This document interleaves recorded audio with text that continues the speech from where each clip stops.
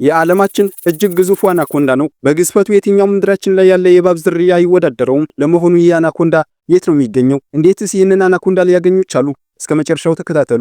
ብዙዎቻችን በተለያዩ ፊልሞች ላይ በመጠናቸው እጅግ ግዙፍ የሆኑ የአናኮንዳ ዝርያዎችን ተመልክተናል ብዬ አስባለሁ። ይህ ግን ከዚያ የሚለይ ይመስላል እና በጣም የሚገርመው ደግሞ ይህንን አናኮንዳ ያገኙበት መንገድ ሲሆን ታሪኩ እንዲህ ነው። ዓለማችን ላይ ከሚገኙ እጅግ አደገኛና ገዳይ ከሆኑ ጫካዎች አንዱ ነው። የሚገኘውም በአህጉራችን አፍሪካ ኮንጎ ውስጥ ካታንጋ በሚባል አካባቢ ሲሆን ይህ ጫካ እጅግ አደገኛ ከመሆኑ የተነሳ ጫካውን 20% ብቻ ነው ማጥናት የተቻለው። ይህንን ጫካ ማንም ሰው ለማጥናት መድፈርን ይፈራል። ምክንያቱም ጫካው በተለያዩ አደገኛና መርዛማ የእባብ ዝርያዎችና አውሬዎች የተሞላ በመሆኑ ነው። ከዚህም የተነሳ ጫካውን ከ20% በላይ ማጥናት አልተቻለም። ምናልባት ወደፊት በቴስላ ሮቦቶች ይህንን ጫካ 100% ማጥናት ይቻል ይሆናል። እናም ይህንን ጫካ አደገኛ ካስባሉት ጉዳዮች አንዱ አስቀድሜ እንዳልኳችሁ ይህ ጫካ ከዓለማችን ላይ እየጠፉ ያሉና እጅግ አደገኛ የሆኑ የአናኮንዳ ዝርያዎች እዚህ ጫካ መገኘታቸው ሲሆን እንዴት ይህንን የዓለማችን ግዙፍ አናኮንዳ እዚህ ጫካ እንዳገኙት እንመልከት። ዓመቱ እንደ ፈረንጆች 1959 ነው። አንድ እጅግ በጣም በሙያው የተከበረና በስነ ምግባሩ የተመሰገነ የጦር አዛዥ ወይም ኮሎኔል ከሁለት ወታደሮች ጋር በሄሊኮፕተር ኮንጎ የነበራቸውን ግዳጅ ጨርሰው በመመለስ ላይ ናቸው።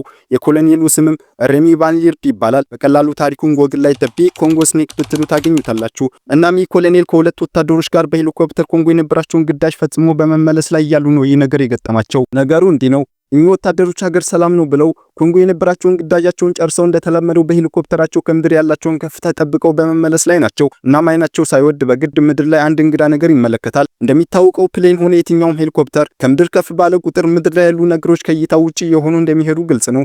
ነገር ግን ይህ ነገር ለዚህ አናኮንዳ አይሰራም። ይህ አናኮንዳ ሄሊኮፕተሮች ከምድር ከፍ ብሎ መሄድ ባለባቸው ርቀት ላይ በደንብ መታየት ይችል ነበር። ይህም የሚያሳየው ይህ አናኮንዳ ምን ያክል ግዙፍ እንደሆነ ነው። እናም ወታደሮቹ ባዩት ነገር እጅግ ገርሟቸው በደንብ አጥርተው ለማየት በሚል ሄሊኮፕተራቸውን ዝቅ አድርገው በማብረር ለማየት ይሞክራሉ። እናም ዝቅ ባሉበት ሰዓት በስንት ትግል ከወታደሮቹ አንዱ እጁ ላይ በነበረው ካሜራ ይህንን ፎቶ ያነሳል። እናም በተጨማሪ በደንብ ቀርበው ሊያዩት በሚሞክሩበት ሰዓት ያዩትን ነገር ማመን ነው የከበዳቸው። የተመለከቱትንም ነገር እንዲህ በማለት ይገልጻሉ። ዓለማችን ላይ በጣም ትልቅ የሚባለው የእባብ ዝርያ ወይም አናኮንዳ 10 ሜትር ነው ወይም 32.8 ጫማ ነው ቁመቱ። ይህ ግን ከዛ ይለያል። ቁመቱ ወደ 30 ሜትር ወይም 100 ጫማ ሲሆን ስፋቱ ደግሞ ወደ 3 ጫማ አካባቢ ነው በማለት ይገልጻሉ። ቀጥሎም በደንብ ቀርበውት ሊያዩት በሚሞክሩበት ሰዓት ሊተናኩላቸው እንደሞከረና ማስጠንቀቂያ እንደሰጣቸው በመግለጽ በዚህ አናኮንዳ ፊት እነርሱ ከነ ሄሊኮፕተራቸው ልክ እንደ ዝንብ እንደሆኑና አናኮንዳው እጅግ ግዙፍ እንደነበር ጭምር ይገልጻሉ።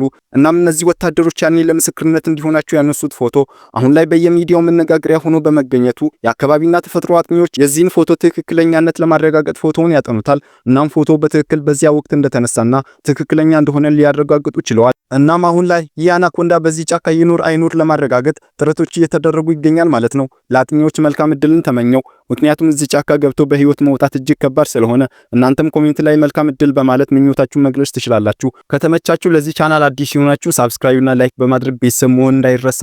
እንደዚህ አይነት አሪፍ ቪዲዮዎች ከዚህም በኋላ እንዲደርሳችሁ አመሰግናለሁ።